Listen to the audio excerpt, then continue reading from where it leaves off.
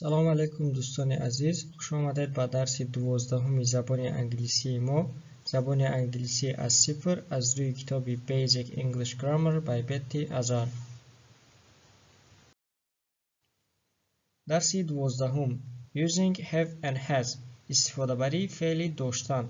درس امروز خیلی درس مهم است. در این درس ما طرز استفاده بری فعل داشتن رو با شما میفهمونیم و میگوییم که کدام وقت فعل have استفاده میبریم، کدام وقت فعل has. در پایان یک تا مثال آوردیم. مثلا I have a brother، من یک برادر دارم و یا من برادر دارم. میگذاریم به درس. Chapter 2 بابی دوم. چخیلی که میدونید ما در بابی دوم کتاب قرار داریم و چخیلی که در صفحه قبلی هم گفتیم موضوع امروزه ما using have and has، یعنی استفاده بری فعل داشتن. کلمه های سینگولار و پلورال را از درس های پیشینه میدونیم. سینگولار معنای تنها دارد، پلورال باشد معنای جمع. جمله ها رو میخونیم. I have a pen، من روچکه دارم. You have a pen، تو روچکه داری. She has a pen، وی زن روچکه دارد. He has a pen، وی مرد روچکه دارد. It has blue ink، وی رنگی کبود دارد.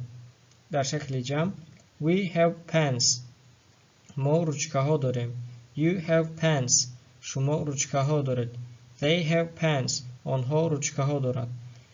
در قسم یکم سینگولار بود، از همین سبب اسم ها در شکل تنها آمدند. در قسم دوم باشد پلورال، یعنی در شکل جمع هستند. از این رو اسم های آخر در شکل جمع آمدند. و اینجا دقت کنید جانشین های I، you، we، they فعل have میگیرند. یعنی اگر کلمه داشتن رو استفاده بریم برای این جانشین ها فعل have رو استفاده میبریم. کلمه های she، he، it یعنی جانشین های she، he، it باشد فعل has رو میگیرد. have و has هر دو یک معنا دارند و معنایش داشتن میباشد. Exercise 9. Complete the sentences. Use have and has. مشق نهم. جمله ها را پر کنید. فعل have و یا has استفاده برید. در اینجا برای درس امروزه را خوبتر فهمیدن مشق نهم را اجرا میکنیم و طرز استفاده برای have و has را خوبتر میفهمیم. مثال یکم را خود کتاب اجرا کرده است. از سبب که جانشین we آمده است فعل have میگیرد. We have grammar books. ما کتاب های گراماتیکا داریم. جمله دوم I have a dictionary. من کتاب لغت دارم. جانشین I آمده است، پروناون I آمده است. از این سبب فعل have میگیرد. جمله سوم Cat has a blue pen. She has a blue notebook too. Cat دختر است و جای جانشین she آمده است. از همین سبب has میگیرد. در اینجا هم جانشین she آمده است. از همین سبب has میگیرد. Cat روچکه کبود دارد. او دفتر کبود هم دارد. جمله چهارم You have a pen in your pocket. تو در جیبت روچکه کبود داری. جانشین you آمده است. فعل have میگیرد. Bob has a notebook in his desk. Bob نام مرد است و با جای جانشین he آمده است. از همین سبب has میگیرد. جمله ششم Anna and Bob have notebooks. They have pens too. Anna و Bob دو نفر شد در شکل جمع. اینها با جای جانشین they آمده است. از همین سبب فعل have میگیرد. در اینجا هم باشد جانشین they آمده است. از همین سبب have میگیرد. جمله هفتم Samir is a student in our class. He has a red grammar book. جمله هشتم I have a grammar book. It has a red cover. پروناون I آمده است. فعل have گرفت. پروناون it آمده است. فعل has گرفت. جمله نهم You and I are students. We have books on our desks. پروناونی we آمده است، از همین سبب فعل have میگیرد. جمله دهم Mike has a wallet in his pocket. Sarah has a wallet in her purse. Mike پسر است و جای جانشینی هی آمده است، از همین سبب has میگیرد. سارا باشد دختر است، از همین سبب فعل has میگیرد. جمله 11 Nadia isn't in class today because she has the flu. جمله 12 Mr. and Mrs. Johnson have 2 daughters. از سبب که 2 نفر آمد یعنی در شکل جمع هستند فعل have میگیرد. Mr. و Mrs. Johnson 2 تا دختر دارند. جمله 13 Ducks have feather. مرغابی ها پر دارند. Ducks در شکل جمع آمده است، از همین سبب have میگیرد. جمله آخران 14 A duck has a beak. مرغابی نول دارد. درباره یک مرغابی گپ زده ایستاده است، از همین سبب has میگیرد. Exercise 10. Complete the sentences with have or has and words from the list.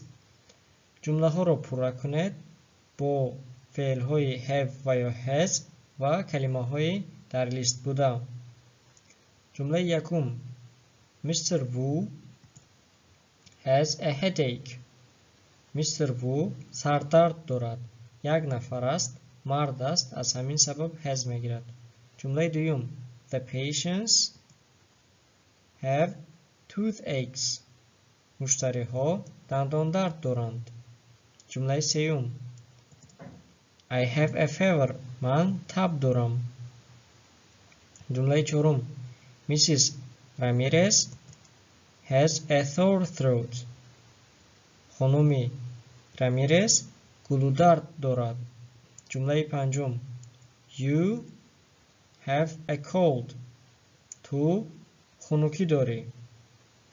جمله ششم The workers have backaches. کارگران میان درد دارند. جمله هفتم Olga has a stomachache. Olga شکم درد دارد. Olga یک نفر است، زن است، از همین سبب has میگیرد. Sentences using have and has. جمله ها با استفاده از have و has. در اینجا برای موضوع امروزه را خوبتر فهمیدن یک چند تا مثال می آوریم. مثال یکم I am happy because I have a new book. من خرسندم برای آنکه من کتاب نو دارم. I have a new book. پروناون I آمد و بعدش فعل have. جمله دوم She is a student and she has a big bag. او دانشجو است و او سمکه کلان دارد. She آمده است، از همین سبب has میگیرد. جمله سوم They are at home and they have a dog. آنها در خانه هستند و آنها سگ دارند. They آمد، از همین سبب have میگیرد. جمله چهارم We are friends and we have the same hobbies. ما دوست ها هستیم و ما شغل ها و یا هابی های مانند داریم. We آمد، از همین سبب have میگیرد. جمله پنجم The car is old but it has a strong engine. ماشین قدیمی است اما موتوری و یا محرکی با قوت دارد. It آمده است، از همین سبب has میگیرد. جمله ششم The cat is cute and it has green eyes. گربه زیبا است و چشمانی کبود دارد. It آمده است از همین سبب has میگیرد. جمله هفتم You are lucky because you have a great teacher.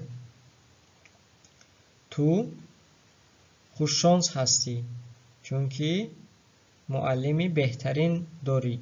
You آمده است و از همین سبب have میگیرد. جمله هشتم She is tall and she has long hair. او زن قد بلند است و مویهای دراز دارد. جمله نهم The house is big and it has a beautiful garden. خانه کلان است و باغی زیبا دارد. It آمده است از همین سبب has میگیرد. جمله دهم The park is quiet and it has many trees. باغ آرام است و آن بسیار درخت دارد. It آمده است از همین سبب has میگیرد. جمله 11 You are smart and you have good ideas. تو با عقل هستی و ایده‌های خوب داری. You آمده است از همین سبب have میگیرد. New words کلمه های نو. Have has گفتم که have و has یک معنا دارند و جانشین رو نگاه کرده بعضن have بعضن has استفاده میبریم و این رو در درس امروزه خوبتر فهموندیم. Have has داشتن wallet جزدان pocket جیب کیسه duck مرغابی headache سردرد toothache دندان درد stomachache شکم درد sore throat گلودرد backache میان درد cold خنک خوردگی cold اگر به معنای بیماری آید معنایش خنک خوردگی می شود و این رو از مضمون جمله فهمیده می توانید. fever تب یا حرارت flu زکام گریپ sick و یا ill بیمار worker کارگر and و because برای آنکه و یا چونکه but اما. در اینجا درسی using have and has یعنی استفاده بری فعل داشتن و پایان میرسد و ما در این درس فهمیدیم که برای استفاده بری فعل داشتن در زبان انگلیسی کدام وقت فعل have رو استفاده میبریم و کدام وقت فعل has رو استفاده میبریم و وظیفه هایی که بعد از این درس ما با شما میدهیم. یکم مشق‌های کتاب رو به دفترتون نویسید. مشق‌های 9 و 10 باب دوم کتاب رو به دفترتون نویسید. دوم با شکل be plus have has 15 جمله نویسید. در صفحه قبلی ما یک چند جمله نوشتیم با آن مانند 15 تا جمله از خودتون می نویسید.